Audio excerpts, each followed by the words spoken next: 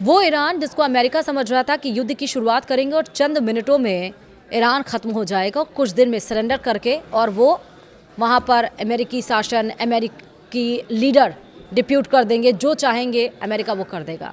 लेकिन क्या आपको पता है कि हारी हुई बाजी अपने पाले में ईरान ले आया है।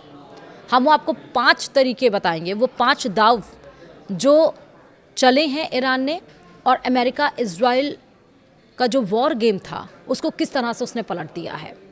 नमस्कार, आप देख रहे हैं न्यूज़ 18 का डिजिटल प्लेटफॉर्म। मैं हूं आपके साथ श्रुति श्रीवास्तव। 28 फरवरी 2025 को जंग शुरू होते ही ईरान का एयर डिफेंस सिस्टम पूरी तरह से ध्वस्त हो गया। देखते देखते अमेरिकी और इजरायली वायुसेना ने ईरान के कई सैन्य और राजनीतिक ठिकानों को जमींदोज कर दिया। इसी दिन यानी 28 फरवरी को ईरान के supreme leader Ayatollah Ali Khamenei की भी हत्या कर दी गई। उसके 40 टॉप कमांडर भी मारे गए। इनमें इस्लामिक रिवोल्यूशनरी गार्ड के प्रमुख मोहम्मद पाकपूर और सुरक्षा सलाहकार अली शमखानी शामिल थे। लेकिन अब युद्ध के 15वें दिन ईरान का पलड़ा भारी दिखता हुआ नजर आ रहा है। एक तरफ ताबड़तोड़ हवाई हमले करके भी अमेरिका ईरान में तख्ता पलट नहीं कर पाया। वहीं अब अमेरिकी राष्ट्रपति ईरान को बेदम करने के लिए दुश्मन देश चीन और अपने नाटो सहयोगियों से मदद मांग रहे हैं। सवाल उठ रहा है कि आखिर ईरान ने 15 दिनों में ऐसा क्या किया जिससे अमेरिका जैसे सुपर पावर बैकफुट पर है। ईरान ने आखिरकार कैसे पलटा पासा, चलिए विस्तार से समझते हैं।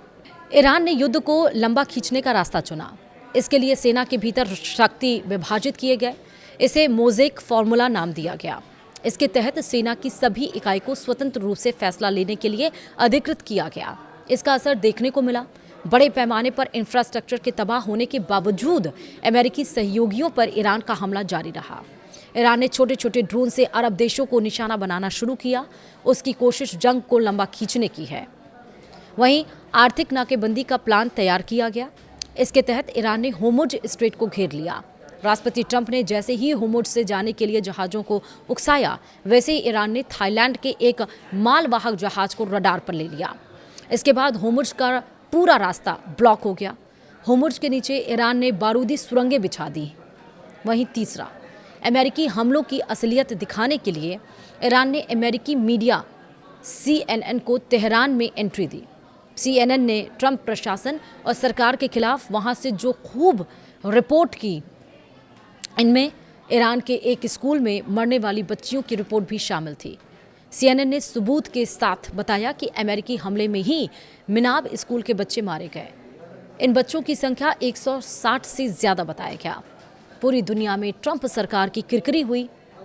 वहीं चौथा पॉइंट कि किस तरह से इस पूरे गेम को पलटा है ईरान ने। ईरान के विदेश मंत्री रोज़ इंटरव्यू दे रहे हैं कि वो भी अमेरिकी मीडिया को ईरान की कोशिश इस लड़ाई को इजराइल वर्सेस ईरान बनाने की है। अब्बास इसी नीति का जिक्र करते हैं।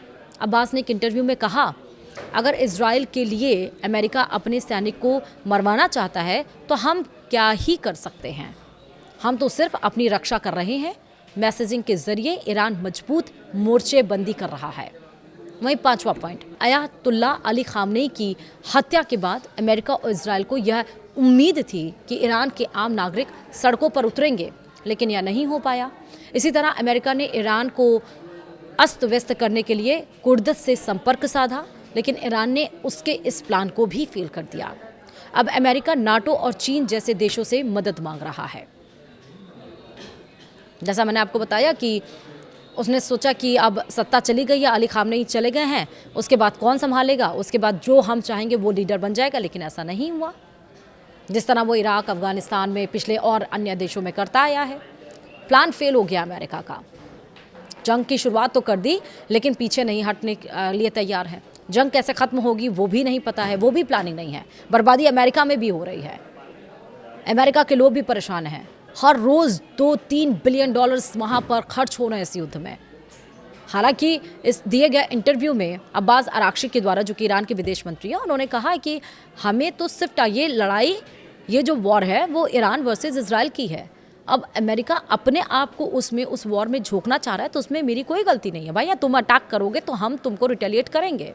तुम हमारे लोगों को निशाना बनाओगे, तुम हमारे डिफेंस सिस्टम को निशाना बनाओगे, तुम हमारे उस जगह को खुद को निशाना बनाओगे जहाँ से तेल की पाइपें आती हैं, तो हम चुप तो बैठेंगे नहीं। और वही किया उसने। स्ट्रेट ऑफ होर्मुज को बंद कर दिया। मुस्तफा खामनेई जो नया लीडर बना है, आयतुल्ला अली खामनेई का जो बेटा, छोटा बेटा है, उसने मीडिया में सामने नहीं आया, लेकिन आवाज़ आई और उन्होंने कहा, पहली बार लीडर बनने के बाद बोला कि जितने भी बच्चों की शहादत हुई है, मौतें हुई हैं, हम उनका बदला ज़रूर लेंगे, हम पीछे नहीं हटेंगे। ज़रूरत पड़ी तो अन्य जो सैन्य संगठन है वो भी हमारी मदद करने के लिए तैयार है। आपने देखा ईरान मदद करने के लिए तैयार है। ईरान बोल रहा है, ईरान की मदद करने के लिए बोल रहा है तुर्की कि ना कोई शिया है ना कोई सुन्नी है, सब मुसलमान है और लड़ाई में हम अपने भाई का साथ देंगे। रशिया फ्रंट डोर से, बैक डोर से, हर जगह से मदद कर रहा है। यहाँ पर नाटो देश और चीन की मदद अमेरिका मांग रहे हैं स्टेट ऑफ होर्मुज पे। वो भी जान रहे हैं कि ईरान इस समय भले छोटा है, लेकिन छोटी छोटी स्ट्रैटेजी बनाकर वो वॉर में सबसे स्ट्रांग बनता हुआ नजर आ रहा है। वो कोई भी साथ देने को कोई डायरेक्ट मना नहीं कर रहा, लेकिन सबको पता है अकेले पड़ते हुए इधर अमेरिका नजर आ रहा है। ईरान अपनी जो चाल चल रहा है उसमें वो मजबूत होता हुआ दिखाई पड़ रहा है। अपनी अक्ल से उसने किस तरह से हारती हुई बाजी को पलटी है, इस वीडियो में हमने आपको वही विस्तार से बताया है। फिलहाल वीडियो में इतना ही। नमस्कार।